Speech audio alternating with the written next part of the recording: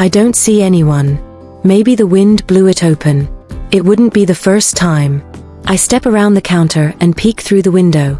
The parking lot is empty except for my rusty old Civic sitting under the crooked street light. The sign buzzes and hums like it's laughing at me. I'm about to turn around when the bell rings again. This time louder, sharper. It's like someone slammed their whole palm down on it. I jump back, heart thumping against my ribs. When I look again, the door's open. Just a crack, but enough for the cold, wet air to slip inside and crawl down the back of my neck. I don't see anyone on the other side. I swallow hard, telling myself it's fine. It's just the storm messing with the door. Maybe a raccoon or something. God knows we get enough strays sniffing around the dumpster out back. I walk to the door, push it open wider, and lean out under the overhang. Rain hits my face and icy needles. I squint through the misty parking lot, but all I see are puddles reflecting that sickly green light. Then I hear footsteps. Slow, soggy footsteps squatching across the tile behind me. I spin around, my shoes squeaking on the wet floor. He's standing just inside the door. He looks like he crawled out of a drainage ditch. Clothes soaked through and stained with mud. Water dripping off the ends of his greasy hair. He's tall but hunched like he's trying to make himself smaller. His coat's too thin for this weather, hanging off his bony shoulders like a soaked blanket. In his hands, clutched tight against his chest, is a wad of damp bills and coins that jingle faintly when his fingers twitch. Hey there, I say, trying to sound casual, but my voice comes out too soft, too thin. I clear my throat and try again. Welcome to Misty Pines. You need a room. He doesn't answer, doesn't even look at me. He just walks up to the counter and starts peeling the bills apart, laying them down one by one like they're something precious. The coins he drops next to them roll in slow circles before settling with tiny clinks. Exact change.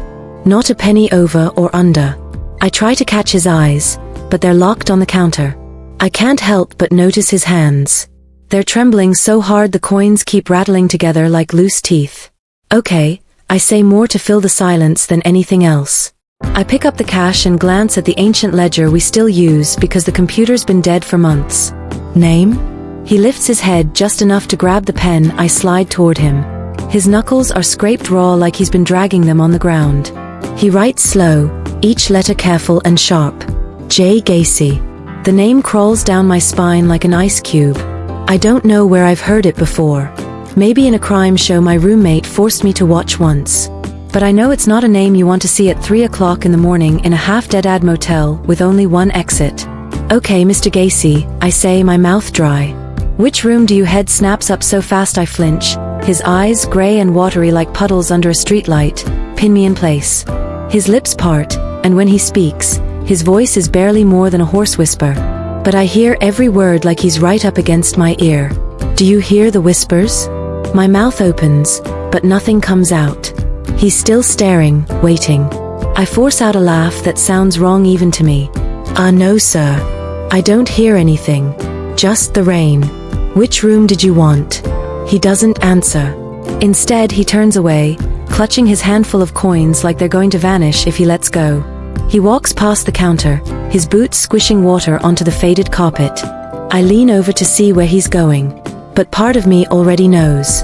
At the end of the east wing hallway, just past the ice machine that hasn't worked in years, is room 13. The door's there all right. Swollen wood, paint peeling off, and flakes the color of old bones. The sign above it fell off ages ago, but everyone knows it's 13. The previous owner sealed it shut with plywood after the ceiling caved in on a couple who thought it was just another cheap night. I watched the man disappear into the darkness of the hallway. Rainwater still dripping from his coat, leaving a trail behind him like a slug.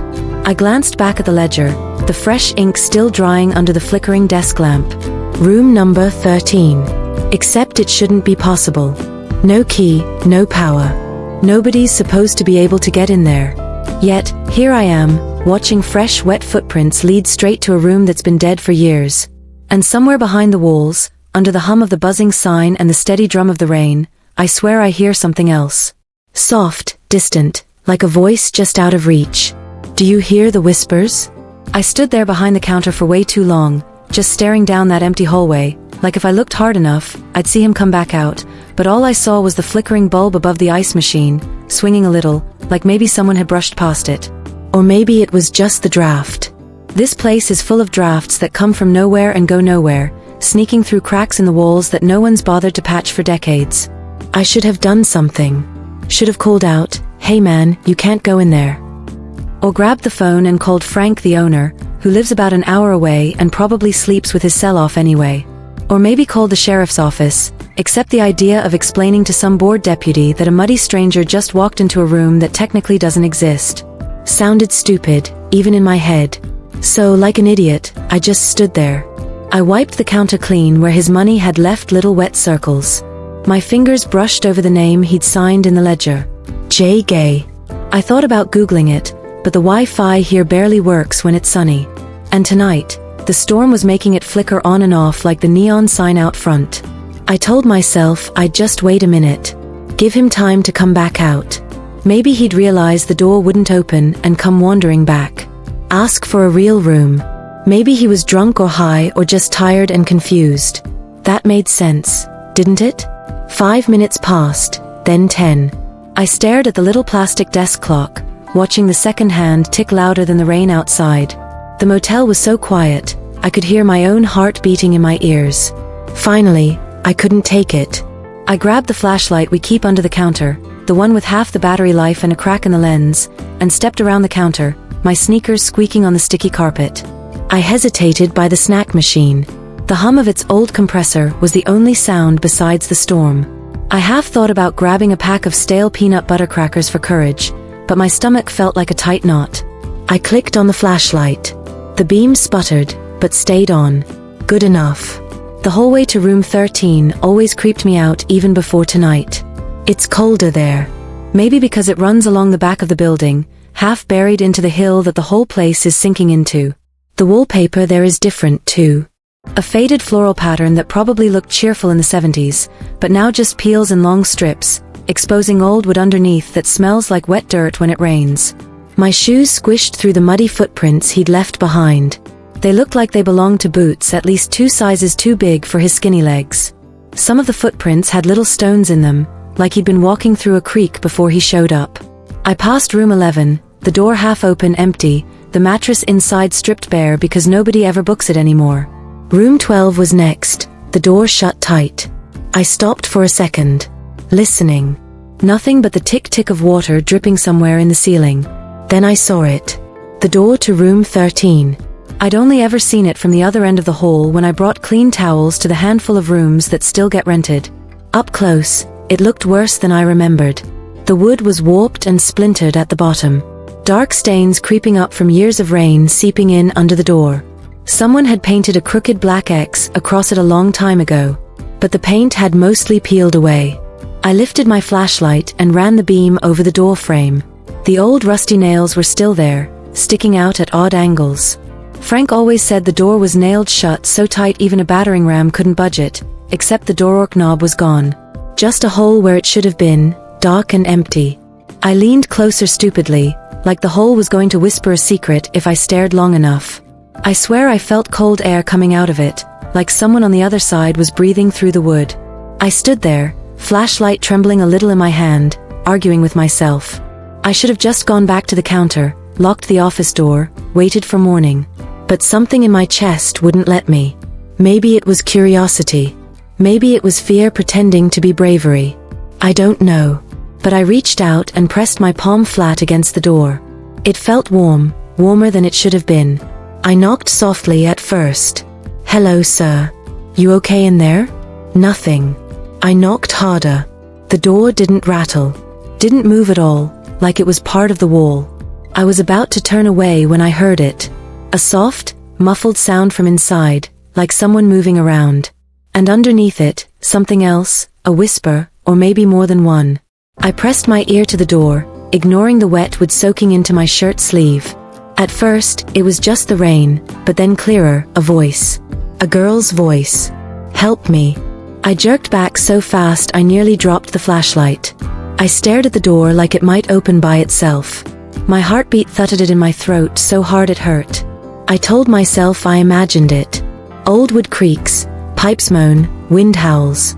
That's all it was. But then I heard it again. Louder, closer. Please help me. It wasn't the man's voice.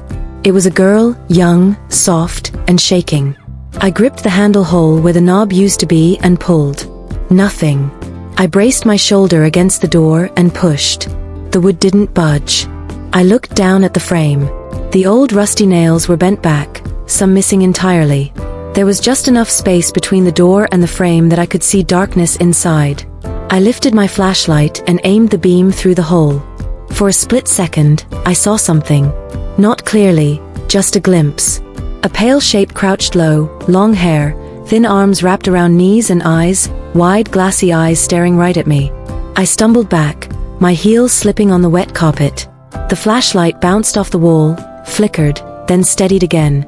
The hallway looked different all of a sudden. Longer somehow, darker at the far end where the office lights didn't reach. "Hello," I called out again, my voice cracking this time. "Who's in there? Do you need help?" Silence, then a laugh, childish, echoing down the hallway like it was coming from everywhere at once. I spun around, shining the flashlight behind me. Nothing. Just the peeling wallpaper, the closed doors, the flickering bulb above the ice machine swinging on its wire. When I turned back to the door, the footprints were gone. The muddy trail that led me here vanished like it never existed. I pressed my palm against the door again, half expecting it to be warm. But now it was cold. So cold it burned. I took a step back, forcing myself to breathe. I needed to call someone. Frank, the sheriff, anybody. But when I turned to go back to the office, my eyes caught something at the base of the door. A little scrap of paper sticking out under the door like someone pushed it through from inside. I crouched down, heart hammering, and picked it up. It was yellowed, damp around the edges, but the handwriting was clear. 2 words written in shaky blue ink. "Find her." I stared at the paper in my hand so long that the edges went soft and damp between my fingers. Find her. It felt like those 2 words weighed more than the whole building pressing down around me. Who? My brain jumped straight to the only girl I could think of. My sister Leia. I hadn't let myself think about her in months, maybe years. The missing posters with her smiling face, the endless calls to the park rangers, the police, anybody who'd listened. 10 years ago, she'd vanished during a camping trip up near these same mountains. 10 years of no answers, no sign she'd ever been there at all, except for a single muddy shoe found near an old fire pit. I'd forced that memory so deep inside me, it only came out when I let it. Nights when the apartment was too quiet and the ceiling dripped cold water into a bucket. Now here it was again, raw and ugly, staring back at me and someone else's shaky handwriting. I stood there in that dark hallway with the cold seeping up through my sneakers and tried to breathe slow, tried to think. Maybe it was a prank. Maybe I'd fallen asleep behind the counter and I was dreaming all this. But my fingers felt the rough paper. And the smell of mildew and old rain was so strong it made my eyes water. I needed answers. I needed to see if that man was really inside. If there was really someone trapped in there. I slipped the note into my pocket and pressed my eye to the peephole where the knob used to be. Nothing but pitch black. Not even the beam of my flashlight could cut through it this time. A sudden thud from inside made me flinch so hard I knocked my shoulder into the doorframe. It sounded like something heavy dropping to the floor or someone falling. Screw this, I whispered to myself. I turned and hurried back down the hallway, my wet sneakers leaving squeaks behind me. The flickering bulb above the ice machine popped and went dark as I passed under it. For a heartbeat, the whole corridor plunged into darkness, my flashlight beam shaking against the walls as I half jogged back toward the lobby. I needed the master keys. Frank kept a box behind the counter, locked up because he didn't trust anyone with them, especially not me, the kid who falls asleep on shift. But I'd seen him hide the spare key to that box under the register, taped to the underside where nobody ever bothered to look. If someone had told me a year ago that I'd be dozing off behind a damp, mildew-scented motel counter in some forgotten corner of nowhere, I would have laughed in their face and said I'd rather spend my days knee-deep in snow with a shovel. Yet here I am, 22 broke, armed with half a college degree and twice the student debt, counting loose change under flickering fluorescent lights while the rest of the world dreams. This forgotten outpost? They call it the Misty Pines Motel. Sounds cozy, right? Don't let the name fool you. Misty Pines is less a motel and more a decaying shack clinging to the edge of an ancient highway that winds through the Appalachian Mountains like a forgotten scar. Most nights, the only signs of life are semi-trucks screaming through the fog or exhausted families who took a wrong turn too many miles ago. The old sign used to glow proudly, Misty Pines, vacancy. Now half the letters are burnt out, leaving a sickly green neon sputtering MSTYPINS, buzzing like a dying mosquito you can't swat. When I landed the job, my mom begged me to quit after the first week. She hated the idea of me alone on night shifts, surrounded by silence and strangers. But I couldn't walk away, not with overdue bills scattered across my desk in that shoebox apartment, tuition still gnawing at my credit, rent slipping behind, and credit cards that mock me every time I open my inbox. So I told her not to worry. Said it was just a few nights a week, nothing more. Nothing ever happens out here, I promised. Funny how easy that lie rolled off my tongue. People hear night shift at a roadside motel and immediately think horror movie. And honestly, they're not far off. This place practically breathes ghost stories, peeling wallpaper that curls like old skin, hallway lights that flicker like they're trying to say something, and that ever-present stench of stale cigarettes. The smell soaked so deep into the carpet, it might as well be part of the foundation. But honestly, after a few weeks, the scariest thing isn't ghosts. It's the boredom. Real, soul-sucking boredom. You sit and watch the clock bleed its way from midnight to sunrise, one slow minute at a time. Behind the counter, there's a tiny TV that only shows static and late-night infomercials for miracle blenders and non-stick pans. If I'm lucky, maybe one or two road-weary guests will stumble in, too tired to sleep in their cars any longer, desperate for a cheap bed and a roof that doesn't leak. But tonight feels different. It's the third night of October, and the rain's been falling since before my shift began. A cold, relentless downpour that swallowed the mountains in a heavy, silver mist. The kind of mist that makes the world outside feel distant, like the motel is floating alone in some forgotten pocket of time. Every so often, a sharp gust of wind hits the sign out front, and the flickering green letters stutter violently. I keep thinking one of these times it'll just pop and go dark for good. I'm leaning on the counter, blinking slow and heavy, trying to stay awake. My eyes follow the trails of raindrops sliding down the front window, each one warping the view like a watercolor painting that's been left in the storm. The rain taps on the glass in strange, rhythmic patterns. Not pounding, not soft, just tapping, like 1,000 tiny fingers asking to be let in. I take another sip of gas station coffee that tastes like burnt dirt, still warm enough to pass for comfort. It's gone cold now, bitter and burnt like overused coffee grounds, but it's better than nothing. I cradle the cup anyway, more for comfort than caffeine, and tell myself I'll just rest my eyes for a minute. Just 1 minute. But the moment my eyelids begin to sag, the little brass bell on the counter rings, sharp and sudden, like a slap.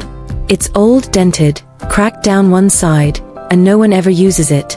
No one needs to. There's never a line at the Misty Pines. The sound jerks me fully awake. I jolt upright so fast I nearly wear my coffee. My heart thuds once, loud and startled.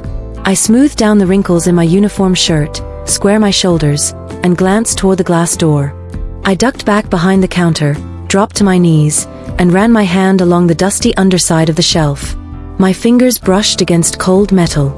Yes. The little lockbox clinked when I pulled it out from under the register. I fumbled the key into the lock, my hands slick with sweat and rainwater. Inside, a mess of tarnished brass keys jingled around, each with a brittle paper tag.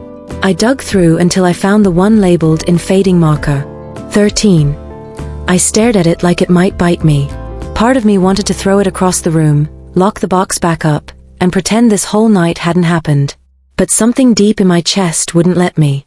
The same stubborn part of me that signed up for night shifts in the first place, that wouldn't let Ela's picture stay buried in a dusty box under my bed. I pocketed the key, grabbed my half-dead flashlight, and turned back toward the hallway. I didn't want to go back down there.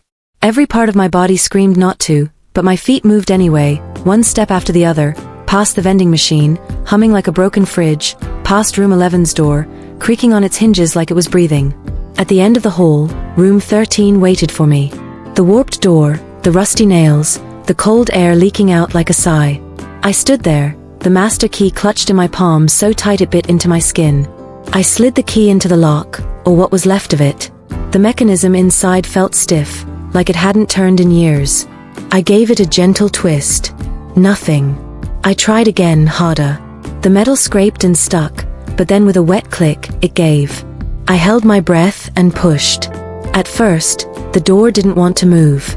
Then it groaned, a low, aching sound like old wood waking up, and cracked open just wide enough for the damp hallway light to spill inside. I lifted my flashlight, shining it through the gap. The smell hit me first. Stale wet air mixed with something else, something metallic and sour that made my stomach tighten. I pushed the door open wider and stepped inside. The room was a time capsule from hell. The faded floral wallpaper matched the hallway, but was bubbled and peeling in huge sheets, revealing rotting wood and black mold underneath. The bed was still there, mattress half collapsed, springs poking through like broken ribs. A single chair sat in the corner by the window, which was boarded up from the inside with warped planks nailed at random angles. I stepped farther in, my sneakers sinking into the squishy carpet. Every breath tasted like mildew and old secrets. The beam of my flashlight danced over the bed, the walls, and stopped. Scratch marks. Hundreds of them, some shallow, some deep enough to gouge through the plaster to the wood underneath. They crisscrossed every wall, chaotic and desperate, all clawing toward the boarded-up window like someone or something had tried to escape. My throat went dry. I spun the light around the room, my pulse thudding so loud in my ears, I could barely hear the storm outside anymore. On the far wall above the headboard, someone had scrolled something into the wallpaper with a blunt object, maybe a nail or a broken key. The letters were jagged, uneven, but clear enough to read. "She's still here." I swallowed hard. "Hello?" My voice cracked. "Is someone in here?" No answer, just the wind rattling the boards on the window. Then I saw it. A small pile of something half hidden under the broken bed. I crouched down, ignoring the smell of mold that hit me like a slap, and reached for it. My fingers closed around something cold and metallic. I pulled it out and the flashlight beam caught the glint of silver, a necklace, cheap with a tiny heart-shaped pendant. It looked so familiar. I felt my breath stop in my chest. I flipped it over with shaking fingers. Scratched into the back, barely visible under a smudge of rust, was a tiny letter. Leia's necklace. The same one she'd worn every day since Mom gave it to her for her 8th birthday. The same one she'd been wearing the night she vanished. I stumbled back, almost hitting my head on the broken bed frame. My vision blurred as my eyes filled with hot tears that made the room swim. I forced myself to breathe in, out, in. Even as my knees went weak. On the floor next to where the necklace had been, something else peeked out. The corner of a small torn piece of paper. I grabbed it and unfolded it with numb fingers. It was a Polaroid, faded, edges curled, but clear enough to see. Leia sitting by a campfire. Her face turned halfway toward the camera, mouth open in a shy smile. The date scrolled on the white border and black marker. October 3rd. The same night she vanished. My hand shook so bad I almost dropped the photo.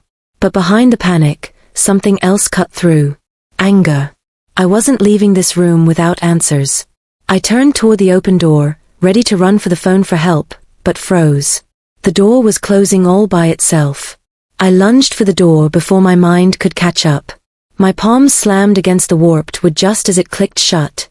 The soft thud echoing through the stale room like a final heartbeat. I twisted the knob.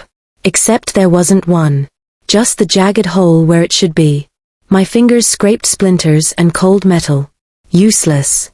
For a second, I just pressed my forehead to the door, trying not to hyperventilate. The smell of mildew pressed close around me, heavy and wet. The flashlight beam jittered in my hand, throwing frantic shadows across the walls, covered in those desperate scratch marks. I backed away from the door, fighting the sick feeling crawling up my throat. There had to be another way out. I turned the light toward the boarded-up window. The planks nailed across it were rotted at the edges. Maybe, just maybe, I could pry them loose. I stumbled across the room, my foot sinking into the soft carpet, which squelched like something alive under my weight. I grabbed one of the boards with both hands and yanked. It didn't move. I tried another, putting my back into it, pulling until my shoulders burned, but the old nails held like iron. Behind me, something creaked. I spun around so fast the flashlight beam stuttered and skittered across the warped ceiling. The broken bed sat there like a dead thing. The single chair by the corner. Nothing else. Get it together, I told myself. I'd seen worse, right? Except I hadn't. Not like this. Not Ila's necklace. Not her picture in a room that should have stayed dead and buried under a coat of dust. I forced myself to look around again, slower this time. Maybe there was a vent I could squeeze through, or a loose floorboard, hiding, a hidden trapdoor. I almost laughed, but it caught in my throat. The beam landed on the old nightstand by the bed. The drawer hung halfway open, wood swollen and splintered. Something stuck out. Yellowed paper curled at the corners. I grabbed it, my hand shaking so bad I nearly dropped the flashlight. It wasn't just a scrap. It was a page torn from a ledger, the same kind we still kept at the front desk. The top corner read Misty Pines Motel, guest registry and faded blue ink. Below that, rows of names scribbled in different hands. My eyes scanned down, each line making my chest tighten a little more. Room 13. And date after date stretching back decades. Every few lines a name was crossed out, replaced by another underneath, as if someone kept reusing the same space. Some names had tiny notes beside them in jittery handwriting. No checkout, never left, gone.